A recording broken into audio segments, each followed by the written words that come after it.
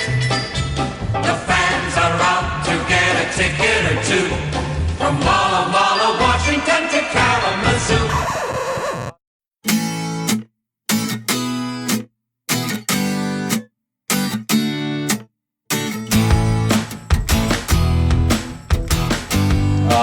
Lord, hallowed be thy name. May our feet be swift. May our bats be mighty. May our balls be plentiful. Hello, Michelle. Hello. I'm so excited to be recording. It's been about a month since we met up. Oh yeah.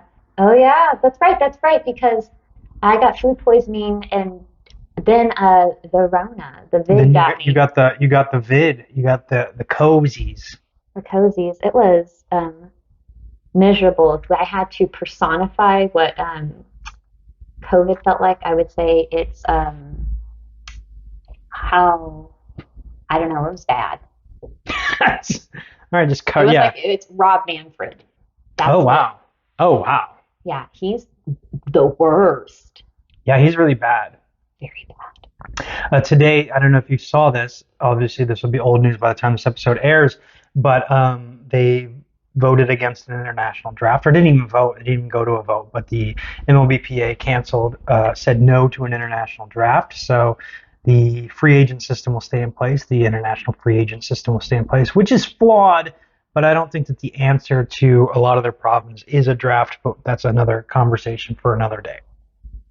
Yeah, I saw that there was that the threshold they put was like 200 something million, and that the MLB itself came in at like 191. Well, and then MLB did the thing that they always do when they want to make the players look bad. They came in at the 11th hour and inserted the qualifying offer into part of this. It had nothing to do with any of it. They just like used it in the negotiations, and now the MLBPA is like, wait a minute, no, we're not going to vote for all of this. And so MLB's like, okay, so you don't vote for any of it. Like, it's ridiculous. Anyway, that's not what we're here to talk about. We're here to talk about something, well, sort of. So these international players, even people who are drafted.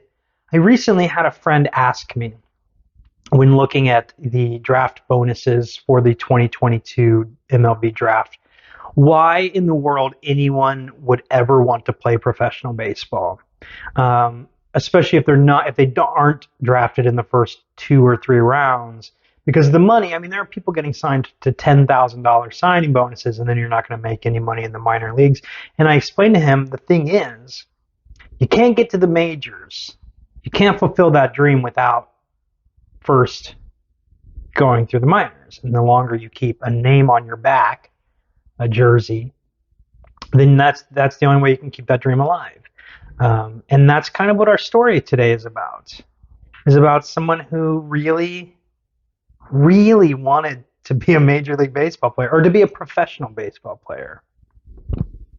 And I think that's a pretty good place to start. So you're just being very polite and not cutting in. You have something desperately you want to say. Yes, I was just saying that I think I've definitely voiced my feelings about how how MLB treats its minor league players, and how I'm very much not in favor of that. And I mean, with the recent, and this will be, I mean, it's already kind of old news, and when this episode airs, it will be old news, but they were able to settle that antitrust class action lawsuit against MLB. And I still don't think that's enough. Because Manfred verbatim said, I reject the notion that we don't pay the minor leaguers a living wage. Yeah, and if you break it down, I mean, minor leaguers, the number of people in that suit, I mean, they get pennies, really. They each get pennies. It's really not enough. But, yeah, it's just... I agree, it is. So let me transport you back to a magical time. Take me there. It's called 1974. You ever heard of it? Ooh, 1974. My favorite year of the 70s. Is that really true? No, it is not. But what's your favorite year of the 70s? This is an important. There is a correct answer to this. I see you trying to get the right answer. The year that you were born, But a lady never reveals a gentleman's birth date. That's the rule. You're trying so hard. What is your favorite year of the 70s? I'm genuinely curious. I don't want to answer. Why are you so afraid of me? I don't You can know. beat me up at any time. Oh, I won't want to do that to anybody Okay, except. well, we're going to go to 1974, Ooh. and we're going to go to a magical land called Tampa, Florida. Oh, Tampa, where the gators run free and the meth is plentiful. Maybe not in 1974, but I'm going to take you to a magical part of Tampa, specifically the University of South Florida. Okay. Now, there is a man who works for the San Diego Padres. His name is Jim Marshall. Jim Marshall has set up an arranged tryout at the University of South Florida.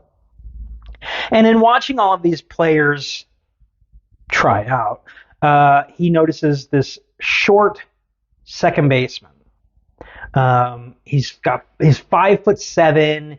He's got this shaggy mop of dark hair, and he's got this really weird accent that Marshall is told is Australian.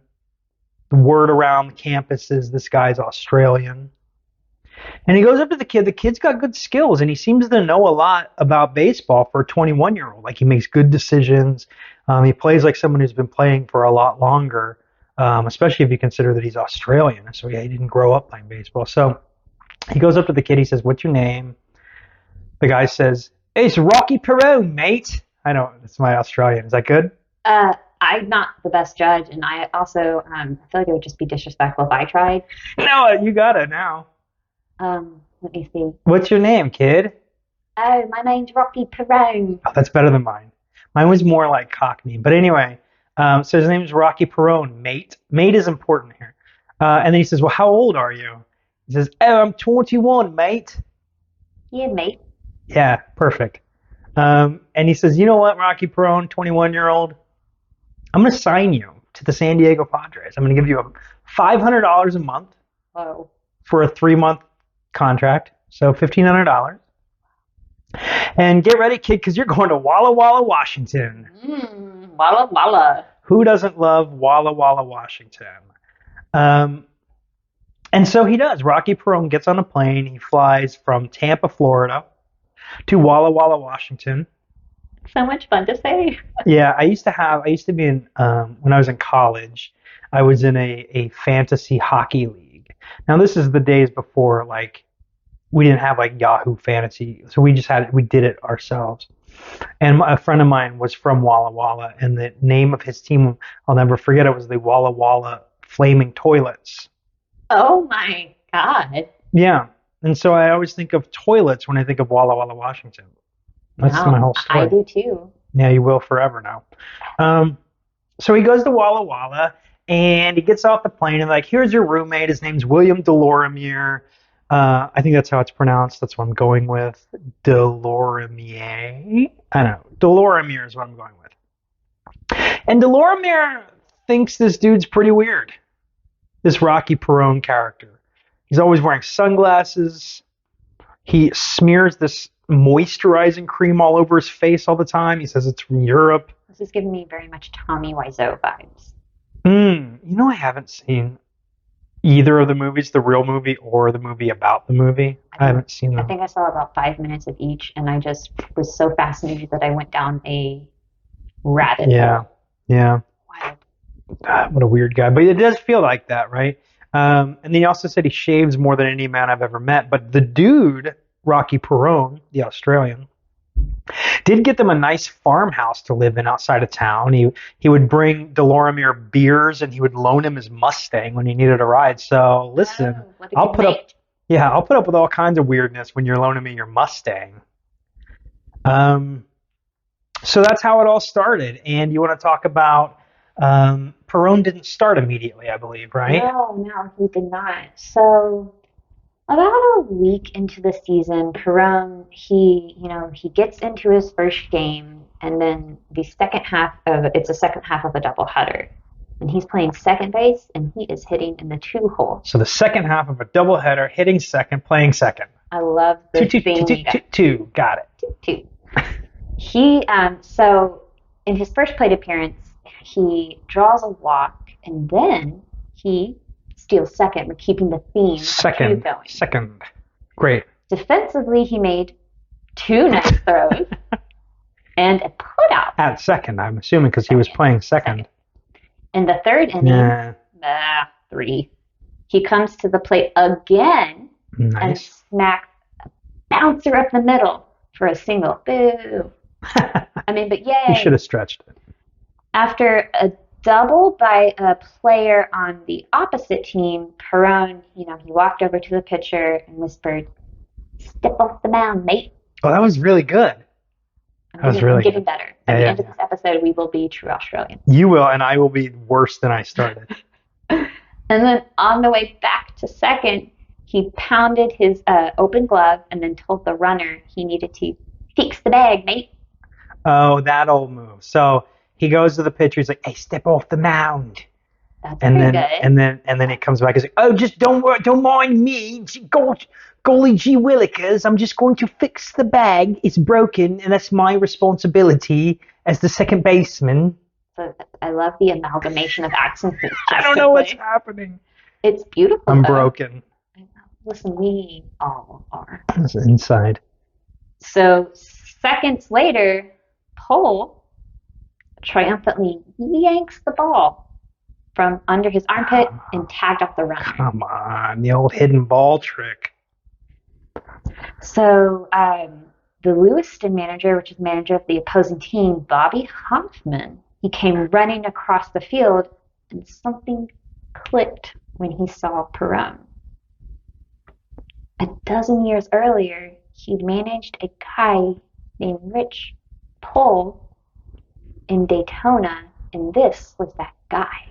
So hold on a minute. So he pulls the old hidden ball trick in his very first game. The opposing team's manager is like, "What the hell are you doing?" And he comes over, and that happens to be a guy who managed him a dozen years earlier. That's crazy. Like, that's bananas. What are the odds? And also, don't do the hidden ball trick then. Like, do you not know that's your old manager? It's like it's a criminal that wants to get caught. Yeah. Oh my God. Yeah, so for those of you who kind of missed it, because we kind of went right past it, he was not, Rocky Perone was not who he said he was. He was, in fact, an older player. The math is not mathing. The math is not mathing. He was, in fact, quite a bit older, and his name was Rich Pohle, and he had played for Bobby Hoffman in Daytona. So the next morning, Cliff Ditto, the Walla Walla manager, calls Pohle into his office and is like, "Hey, nice game last night. By the way, you're fired. You're cut. No more $500 checks." And that's that. That is the short but amazing in many ways minor league career of Rocky Perone. Or is it? And I'll tell you after this break. Dun, dun, dun.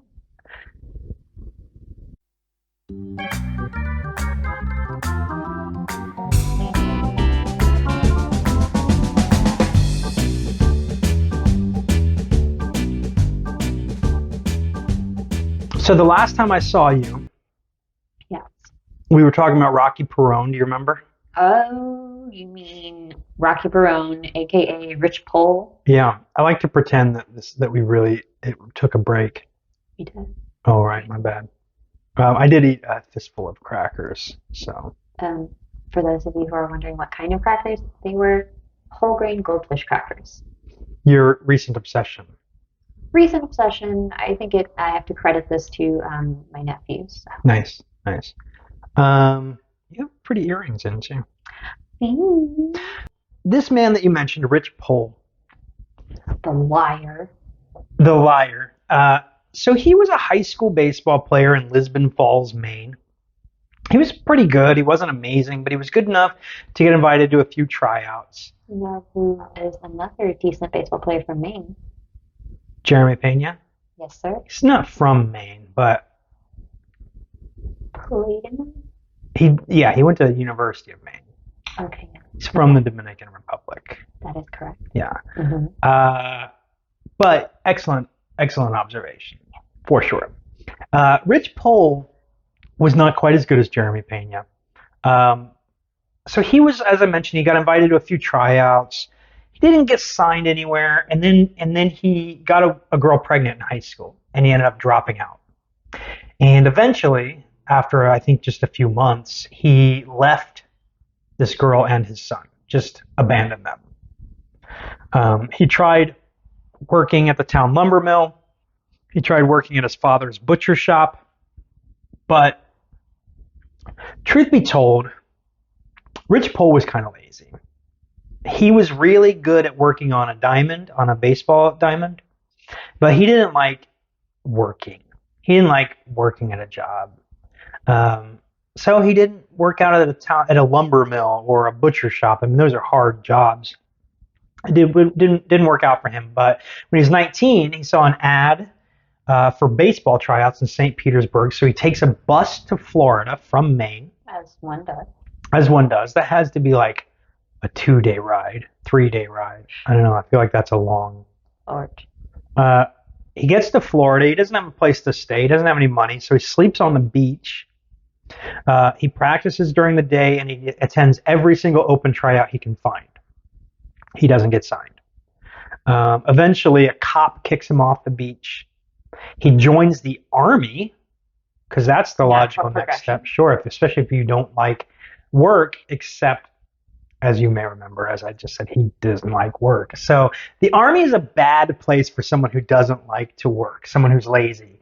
And Rocky Perone figured that out awfully quick, and actually ended up finagling a discharge during basic training due to a shoulder injury. And then he moved to California in with his sister. Natural progression, clearly. Natural progression. So this brings us to 1963. He's 25 years old. He's basically living on his sister's couch. And he's playing semi-pro baseball. Now, I don't know what semi-pro means in this context. I suspect it doesn't mean much. I suspect he's not getting paid very much, but semi-pro ball.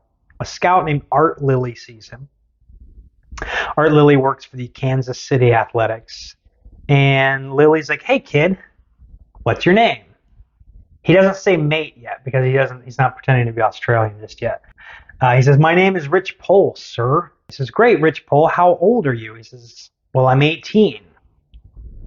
"Great, kid. Here's a contract. We want you to go to spring training with the Daytona Beach Islanders, which is the Class A affiliate of the Kansas City Athletics." So he moves from California back to Florida to Daytona Beach. He works for the aforementioned manager, Bobby Hoffman, in Daytona Beach, and he makes it about 13 exhibition games before by his description, he got sick and they cut him. I don't know if that's true. As you'll hear from the rest of the story, a lot of what he says is just not true. But for the next 10 years, Rich Pohle bounced around Canada. He ended up in Australia playing and then managing. And while in Australia, that's when his fortune started to turn, wouldn't you say? I would say so. So he alerted the Royals to, I'm going to let you guess where this talented pitcher was from. Peoria. Australia, mate. And his name was Barry Stace. Okay. It's a good name. Solid baseball name. So the Royals signed Stace, and Pohle visited him at spring training in 1973. Got it. So, wow, watching prospects, take BP there, you know what Pohle did? He realized that he could hit better than most of them. No scout would work out a short, bald guy past his 20s. You're telling me. No scout would. Oh, does that hit a little too close to home? Listen, I don't want to talk about it. listen, to say no more. And I mean, Scout, understandably so, regardless of how talented he is, past his 20s, short and bald, not their cup of tea, which is unfortunate. But their loss. It's their loss. Their loss. Yeah. 100%. But a 21-year-old with speed and rare savvy for his age might get some interest. Sure. So you want to know what he did? Of course. Listen, what anybody in that position would do, he goes out and he buys a shaggy black Pete Rose wig. Come on. Yes, I am not lying. He borrowed, and then, again, natural progression of events, as one does, borrows all of his sister's face creams and moisturizers. I assume that means he stole his sister's face creams. Yes. And he took a long bath to open his pores. And he shaves his face twice a day at this point. And he had garnered enough knowledge from his time in Australia to craft this very curated persona. And he did, so what he done for stats, he called the MLB front offices as a talent scout, hyping up a young Australian middle infielder named, I'm going to let you guess. Rocky Perone. Rocky Perone. How did you know? I'm just that good. And you know what? You want to know how that panned out for him? It worked. Yeah, which is nuts. So he's like, hey, remember I told you about this guy Stace? I'm going to tell you about another guy, another Australian player. You're going to love him. His name is... And he had stolen the name from a previous teammate. Yeah, he had played with a kid named Perone, not Rocky, but named Perone. And yeah, so it worked. And after word of this got out, that this guy had finagled his way to a fake he'd used a fake persona, pretended to be 20 years younger, and had gotten signed by a major league team. Word got out about that. And Elliot Azanoff, who had written 8 Men Out, teamed up with Perone, or with Pohle, I guess, to write a first-person article called The Secret Life of Rocky Perone, which ran in Sports Illustrated on June 18th, 1979. Now, Pohle, in that article, said some sort of outrageous things. He claimed a sports psychologist friend of his named Richard Lister. Oh. Richard, the man who's done all of the normal things, said some outlandish things. I know, it's crazy, right? It's hard to imagine. He said that his friend named Richard Lister, with whom he had grown up and who had gone on to become a sports psychologist, had helped hatch the idea and had, get this is such a 1979 thing to say, had used hypnosis to turn Pohle into Perone. Had hypnotized him into thinking that he was this other person that didn't exist. And then he said a couple of times, Doc, that's what he called Lister, even pulled me aside and put me under light hypnosis right on the ball field because he thought I was dogging it. So I guess Perone was much more just much more animated, really gave a shit. Whereas I guess Rich Pohle kind of, as we know, is lazy. So I guess maybe he needed some hypnosis. Now, years later, Richard Lister, this story, I didn't even share this with you. This story is a little bit even weirder. So Lister said later, and I don't have the direct quote in front of me, but it's something like, A, no, that didn't happen. Like, this dude dragged me into this. I did not drag him into this. I don't know what he's talking about. Also, B, I did this. I pretended to be younger, and I got a contract playing professional ball. That's no details. No details were given on this. But he said that he had done the exact same thing that Pohle had done, which leads me to think they're both fucking liars. But anyway, so in the article, Pohle's like, hey, listen, I'm almost 41 now. I can still run like a deer. My hands are as sure as ever. And everyone knows a man can hit until he goes blind, like Cody Bellinger. I really believe I can still play ball with almost any rookie trying to break in. The fact is, I'm so sure of it that I'm going to try again. Doc Lister agrees with me. We've got a new notion of how to pull it off, and this time I'm not going to get caught. You'll see. And this was in a Sports Illustrated article. It sure was. A magazine for those of you who are younger. That's a collection of stories in paper form, not on the So imagine a bunch of very small iPads like linked together. very thin iPads linked together that got sent out in the mail. People bought at grocery stores. I know this concept is just They wild accidentally for some signed of up for subscriptions because they wanted to get free gifts. Oh, And yeah. so, yeah, they wanted to win a Publishers Clearinghouse. I'll tell you, I had a lot of decorative totes from when I was younger because I existed in a time where the internet was like maybe just a thing. I think Not about quite. totes a lot and how that was such the key giveaway, and now you just get them at the grocery store for like $1. You know, it just cheapens like what I worked so hard to get. Yeah, I donated to some public radio for a tote, and where's that gotten me? I don't still have that tote. I subscribed to Southern Living and Country Home and Living for no reason other than the fact I wanted that tote. Yeah, it's a good tote. Anyways, So this article comes out. article comes out, and the fallout was generally positive. Hmm. You know, the readers, they praised his tenacity, how tenacious he These was. boomers.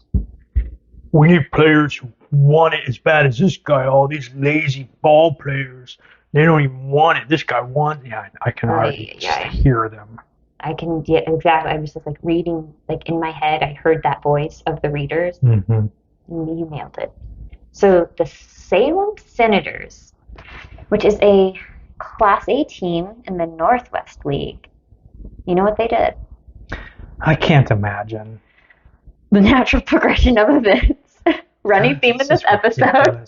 Ridiculous. Signed a then not 41-year-old, but 42-year-old Pohle for quite a lengthy one-game cameo return the following year, playing as his very fake persona, His alter ego. Perone. In the game, he was less than stellar. He went 0 for 1 with a walk, and he did score a run. A run was scored. United Artists called him, then, again, natural progression, about making a movie. And at that point, Pohle and Asanov began to work on a deal that was rumored to be, rumors are a huge theme, rumored to be worth big money. And then there was, there was talk that it gets even crazier. There was you know what actor was allegedly in talks to play this role? So, believe it or not, after all of this outlandish things get published and he's exposed as a fraud. A giant publicly in print. Surely the baseball community and its fans turn their backs on him. That, again, natural progression of events was not the case. The fallout was generally positive. So the readers of this magazine, Sports Illustrated, they praised his tenacity. Praised it. Oh yeah, of course. All these lazy rich ball players, they don't want to work. This guy wants to work, which is funny because he's lazy as hell. But anyway, moving on. So, a Class A team in the Northwest League, the Salem Senators, you know what they did? I can't imagine. They made him the mayor of the town. I don't know about that, but they signed not 41, but at this point he was 42 Pohle for quite a lengthy one-game cameo. Returned the following year, playing as not Pohle, but I'm going to give you a wild guess as to who. See, this is where it gets at least just call him by his name now. We have to buy into the shams. He went by Perone in the game. Yes, Perone. So Absurd. far be it from me to tell them what to do, but I feel like it's a bit Absurd. ridiculous. I'm on the same train as you. He went in that game. He ended up going 0 for 1. He had a walk, and he did score a run. So he's got a career-long on-base streak at this point. Yeah, it's nice on base streak, trying to find the positives in this Sure. wild shitstorm. United Artists, as again, natural progression. United Artists allegedly called about making a movie, and as one would, Pohle and Asanov began working on a deal that allegedly was rumored to be worth big dollars, big monies. I'm guessing more than $500 a month. Probably. And there were like rumors. Rumors seem to be synonymous with him at this point. Yeah. So Lies, you might call them. lies. So apparently there was talk that quite a well-known actor would play the titular role. You want to know who that was? A well-known actor in, what is this, 1974, 1975 at this point? I'm going to say Jack Nicholson.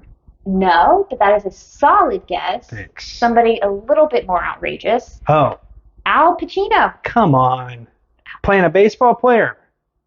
Yeah. Rocky Perone. Hey, to me, Al Pacino. You're so good at impressions. Better than I've been Australian, I'll say that Listen. much. You're getting there. By the end of this episode, you'll be a master Is impression. it me, Al Pacino?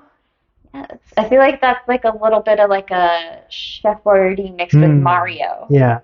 Papa, I want to hit the baseball. As you know, is a running theme with Mr. Pohle, Perone, Rocky, Rich. There was a dispute about money, and that ended up stalling the project. So, and then a friend of Pohle's wrote, and he ended up producing a small 7-minute film called The Secret Life of Rocky Perone. And he did that in hopes of, reviving studio interest, creating like a sizzle reel, like a proof of concept, to use industry terms to get real I was going to fancy. say, I wasn't going to call you out, but I was like, okay, girl. Look at the Angelino over here. Somebody has read the internet. And the film actually ended up being screened at the LA Short Film Festival in 2010. So Nice. so a good 12 years ago, and you can actually watch it on YouTube. Nice. Oh, we should watch it. Why didn't we watch the movie? But you know what? We'll do a live stream where we react to it in real time. That is an amazing idea. I really do. Yeah, we will Look do at us. that for sure. Look at us. So in 1977, around this time, Pohle had a failed marriage. That failed marriage had produced a son named Richie Jr. Richie Jr. was, obviously, as I mentioned, the marriage failed. And interestingly enough, Rich Sr. really stepped up this time. So the man who had abandoned his wife, his girlfriend and son before, now really stepped up to take on the primary parenting duties for Rich Jr. He coached his Pony League teams until he got kicked out for being too intense. What? He got kicked out for being too intense, as you can imagine. This guy really loves his Seems really baseball. out of character. I know. He actually taught Richie Jr. to hit left-handed because he said it would improve his chances to turn pro. Hey, Southpaw. Yeah. Richie Jr. was a star outfielder in high school and in college, and he was signed by the Phillies. Wow. And I know. Okay. So this guy has talent, and he passes it on to his son, and he's a good coach, it seems like. So just do that and don't be a fucking liar. So Richie Jr.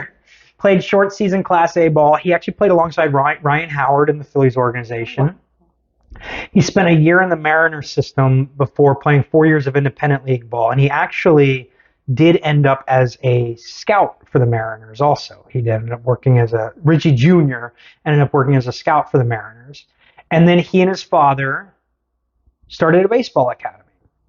And their big success story, this is actually really interesting and very timely because we're recording this in July 2022. So their big story was they took a struggling freshman hitter at Brea Olinda High School and turned him into a pitcher who, well, first they made him a really good hitter. He was hitting like 167. The following year, he hit like 450 or something. And then the following year, they're like, you know what we're going to do? We're going to make you a pitcher. And he's like, what? And he ended up getting drafted as a pitcher. And then he went to college. He went to UC Irvine. And then he got drafted again. He got drafted by the Orioles in 2017. Whoa. His name's Cameron Bishop. And literally 3 weeks ago, 3 weeks. almost to the day, 3 weeks, I think, from tomorrow as we're recording this, he actually retired from AAA Norfolk. But he got to AAA. This is a kid that was hitting 167. They got him drafted. He made it all the way to AAA. And that's their big success story. And that must be a happy ending, right? Oh, no. It isn't. It isn't. So let's talk about that after the next break. Let's take a little break. Let's eat some goldfish crackers. They've been calling my name. I'll see you on the other side. Yeah.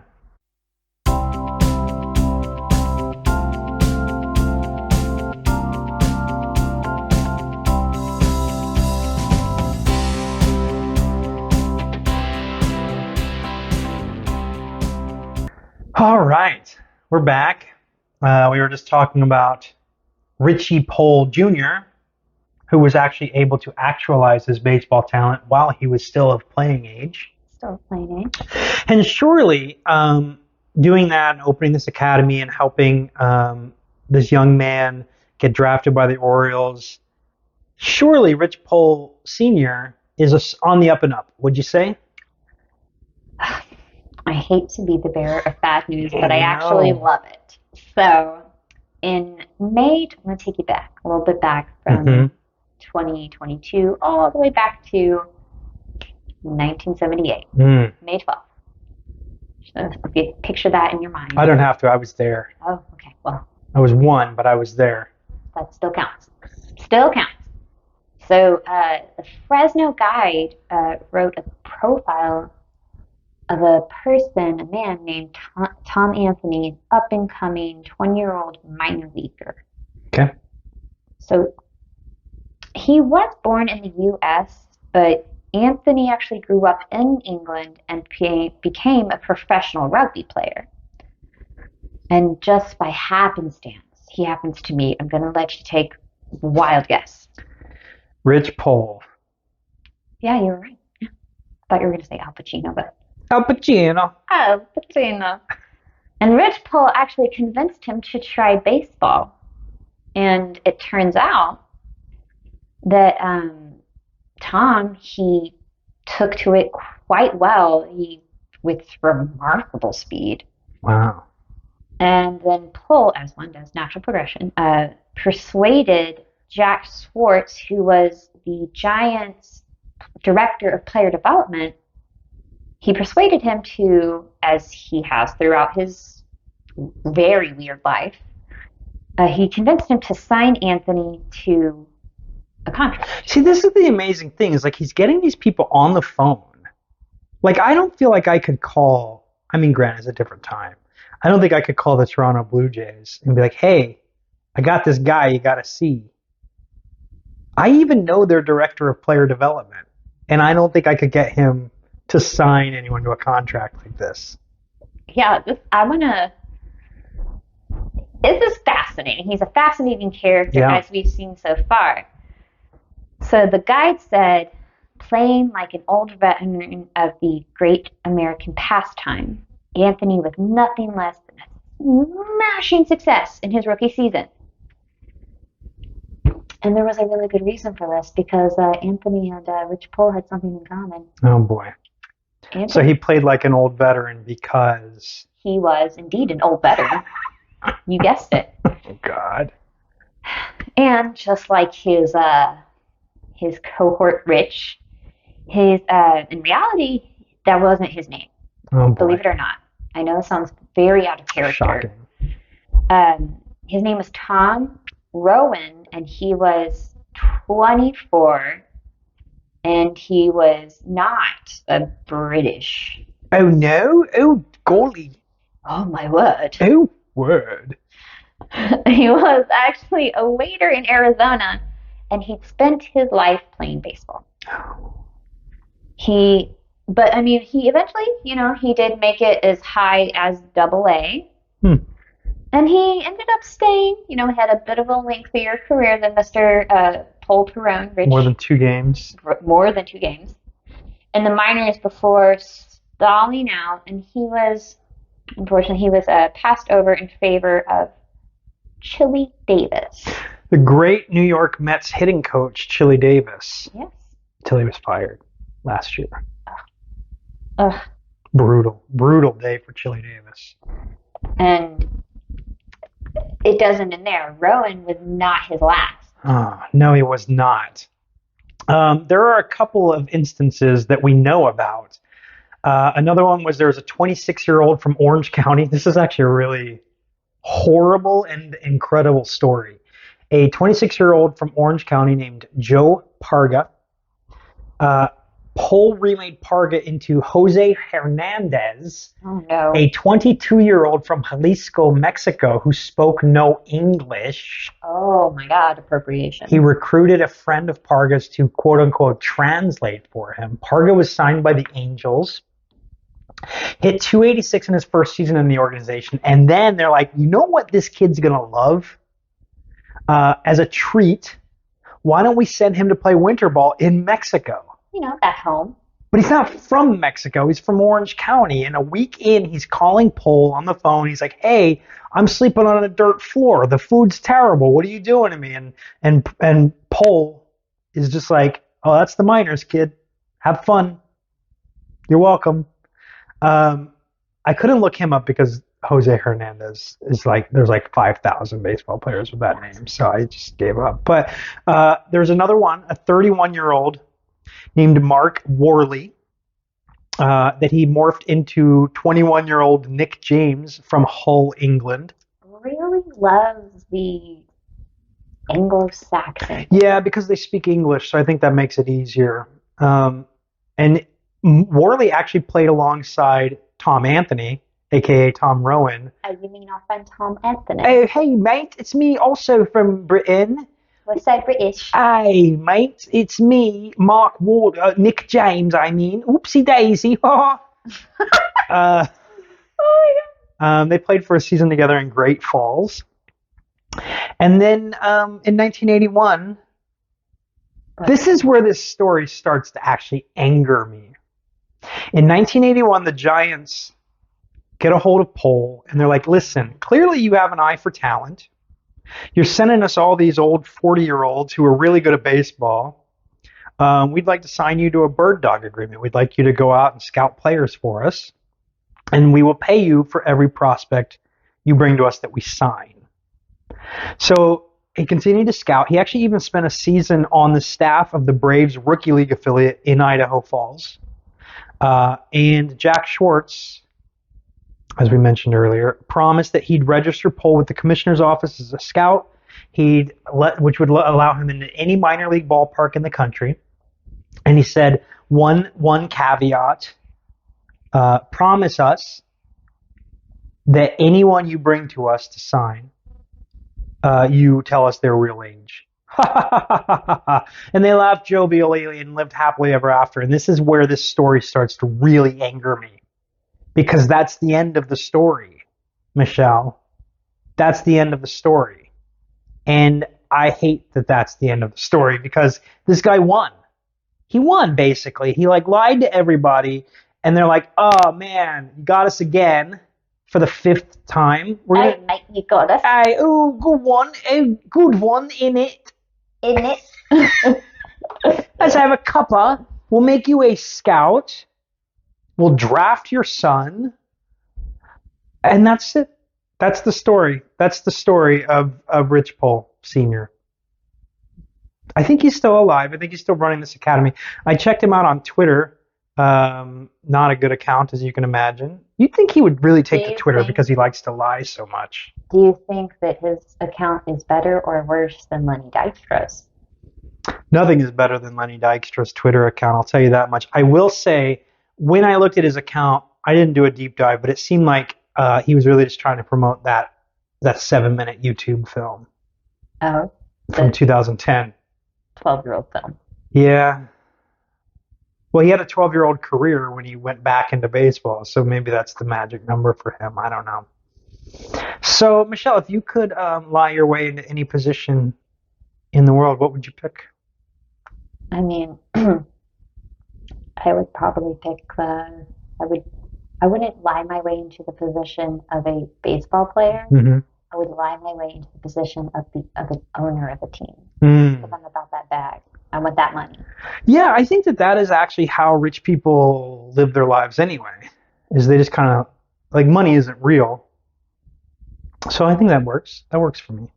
You would lie your way into owning a professional baseball team. Maybe that's my problem. Is like I don't lie enough. That like maybe the rich folk can just like smell the poverty coming off of me and they hiss like. Maybe. I think you just have to work at it. Maybe watch some of those true crime documentaries on Netflix. What is the one, Inventing Anna? Anna, with the weird accent. Mm-hmm. Yeah, all of those. What was the other one? I don't remember. Anyway, so yeah, I think that's the game. If I could lie my way into any position, yes, what would it be? It would be underneath Gigi Hadid. I think it's the position I would. Oh, that's actually an admirable position. I like that. Yeah. I like that. You know, I take it back. I would lie my way into the owner of a very lucrative nacho joint because, as we have well documented, I'm a big fan of nachos. What do you think is the most lucrative nacho joint? That seems like an oxymoron. Yeah, it's not really. I mean, whatever the most Aramark bougie ballpark is. Okay. All right. And also, Gigi Hadid's too young for me. That's not a real answer. I was just being a smart aleck. You're being a silly goose. I am. She was born like a month before I graduated from high school. It's enough. It's disgusting. Listen, no judgment. Thanks for that. Anyway, moving on. I think that was a good episode. The ending really bothers me. It bothers me so much. But here we are. That's America. People lie and cheat and steal their way to the middle. And I Pete Rose wigs. I think that's the thing that trips me up the most. Yeah, that was a choice to make. It's interesting. Yeah, he didn't just like shave his head or anything. He decided to go with the Pete Rose wig. Anyway, so that's a good episode. And did you have fun today? I had a blasty blast because it was just so good to see you. Likewise. So good to see you. I missed you. Yeah, and we'll have some more episodes coming out soon. Thanks for listening. And we are Eephus and the Southpaw. Bye.